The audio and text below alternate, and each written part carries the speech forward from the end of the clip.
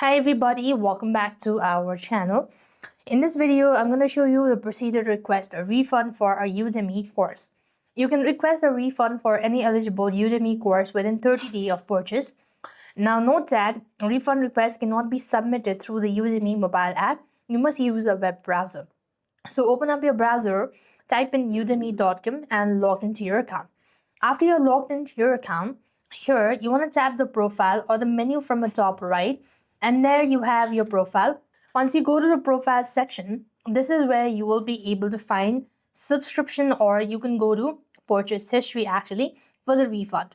So go to purchase history and then you want to select or find the course you want to return and tap on request refund. As you've done this, you want to select either your original payment method or Udemy credit. Now select the reason for your request, provide a brief description and tap on submit.